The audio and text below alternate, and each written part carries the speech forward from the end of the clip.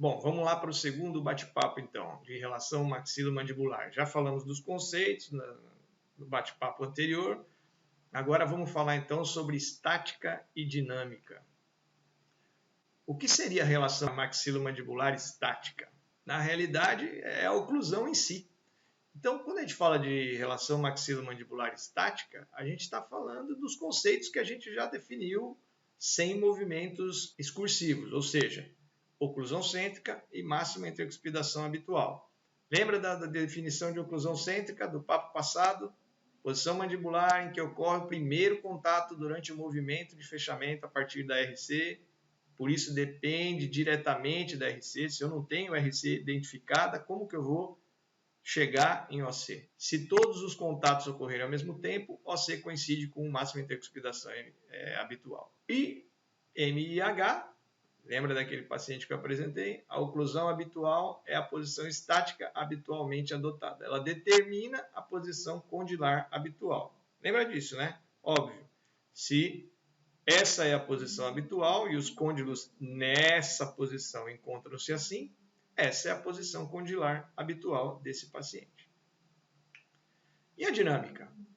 É aqui que a gente vai falar mais um pouco.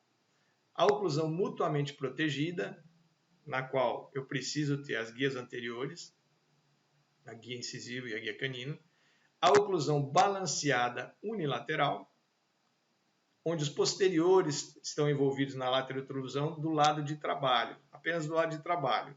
Essa é a definição de balanceada unilateral. E a oclusão balanceada bilateral, onde ocorrem contatos posteriores em lateralidade tanto do lado de trabalho quanto do lado de balanceio. Vamos lá. A oclusão mutuamente protegida. Desoclusão dos posteriores é fundamental na guia anterior. Porque muita gente avalia guia incisivo. Vamos falar de guia incisivo. Muita gente avalia guia incisivo, pede para o paciente fazer posição de topo e vai lá, quando o paciente já está na posição de topo, olha lá os posteriores, desocluiu. Esse paciente tem guia incisivo. Ele tem guia incisivo lá no topo. Mas e no trajeto? Desde o início da protrusão. Será que não tem contato posterior? É isso que a gente tem que avaliar. Porque todas as interferências ocorrem nesse trajeto, não na posição de topo. Se ele tiver interferência na posição de topo, é um exagero já. Mas, muitas vezes, o paciente tem um deslize. No início do deslize, ele tem contato posterior. E a gente deixa isso passar, não percebe. E considera que o paciente tem guia incisivo. Não tem. Para ter guia incisivo, a desoclusão tem que acontecer desde o início da partida da máxima intercuspidação habitual, no sentido da protrusão. Isso tem que ficar claro. Isso é muito importante. Engerval, em 80, diz o seguinte: são mecanismos elaborados genética e funcionalmente para proteger as estruturas articulares durante a dinâmica mastigatória, as guias anteriores. Fundamental. Esse conceito do Engerval é fantástico. A gente foi fabricado para ter guia anterior funcional. Para quê?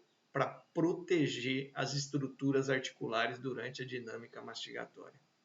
Isso aí é fantástico. Eu sou fã desse conceito. É isso aí. A guia anterior que protege as estruturas articulares. Vocês vão entender mais para frente isso. Tá certo? Alguns já entendem e alguns ainda não. Mas é importante que todo mundo entenda isso. É a guia que preserva o espaço articular. Ok? Silva, o que ele está dizendo aqui? Se você, por exemplo, faz uma restauração e fica com contato prematuro, ficou alta a restauração, que o paciente relata, está alto, ou com contato prematuro. Os receptores da propriocepção vão captar que durante o fechamento, para máxima intercuspidação, há um desvio. Você toca naquela restauraçãozinha, sua mandíbula vai desviar para poder tocar no restante dos dentes, para poder chegar na máxima intercuspidação. Esse desvio que é feito pela musculatura, ele é captado pelo cérebro e isso vai se tornando mecânico. Tanto que o paciente deixa de sentir depois de um tempinho aquela restauração alta. Por quê? Porque na realidade o cérebro dele driblou aquele contato prematuro. Ele já vai fechar naquela posição de máxima intercuspidação. Só que para que isso aconteça, tem que ter um desvio da mandíbula. Os côndilos já estão se desarranjando dentro da cavidade glenoide. Estão buscando uma posição que favorece a máxima intercuspidação, mas compromete o espaço articular. E isso, se não for corrigido, vai perdurar, vai começar a criar problema na articulação. Pode não ser imediato, mas com o tempo é o que acontece.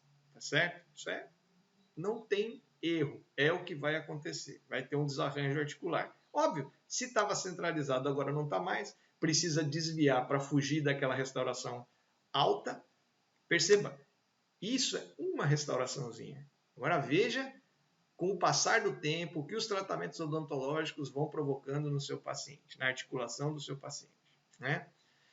Então veja, a dinâmica articular tem muito a ver com distúrbios biomecânicos da ATM e hiperatividade muscular, sem falar na dor, claro. Isso é fundamental. Dinâmica articular, oclusão dinâmica. São os movimentos da mandíbula que começam a causar problema na nossa articulação. Obviamente, se existe algum desarranjo oclusal. Só para a gente entender aí, oclusão mutuamente protegida, veja o desenho. Quando tem guia incisivo, desde o início, lembra que eu disse? Desde o início da protrusão, ele vai desocluir os posteriores. Vamos fazer de novo o movimento aqui para a gente prestar mais atenção. Guia incisivo vai desocluir. Perceba que desde o início da protrusão há contato do incisivo inferior com o superior. É isso que promove a desoclusão dos posteriores. Olha lá. Vamos ver. Certo? Ficou claro isso? Isso é importante. Certos tipos de contatos oclusais no lado de balanceio podem ser fisiologicamente protetores da ATM.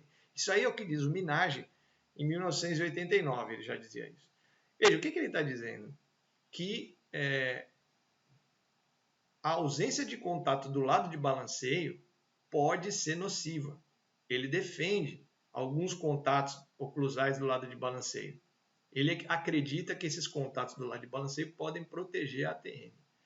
Agora, veja a diferença desse conceito para aquele do Ingerval. Quem é que vai proteger a ATM? Na realidade, o que protege a ATM, o que foi fisiologicamente e geneticamente produzido para proteger a ATM, são os guias anteriores. Eu consigo entender isso mecanicamente falando. Mas esse foi o conceito do Minaj. O Mongini diz em 98 o seguinte: é óbvio que tem que entender aqui o que ele está dizendo. Ele não está dizendo que qualquer situação de contatos em MH vão ser fator causador de disfunção crânio-mandibular. Não. Aqui ele fala especificamente daquilo que eu disse, um contato prematuro, que promove um desvio da mandíbula. E esses contatos interoclusais, esse desvio promovido na MH, são fatores predisponentes de disfunção crânio-mandibular. E contatos interoclusais no lado de balanço podem ser desencadeantes de alterações musculares. Perfeito. Perfeito. É isso aí que está acontecendo. Mais coincidente com o conceito deixado pelo Ingerval. Vamos ver. O Markland, em 2000, eles revisaram a literatura e disseram o seguinte: não há uniformidade de opiniões a esse respeito, e apontaram a necessidade de estudos longitudinais. É o que eu digo, existe controvérsia entre oclusão mutuamente protegida e oclusão balanceada. O que é melhor?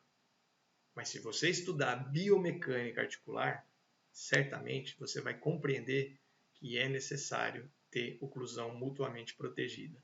Ela protege, além de dentes, articulação. Bom, falamos então já dos conceitos de relação maxilomandibular e da estática e dinâmica, certo? Cumprimos aqui então o segundo objetivo. Falo com vocês então numa outra oportunidade sobre as técnicas de obtenção. Até breve.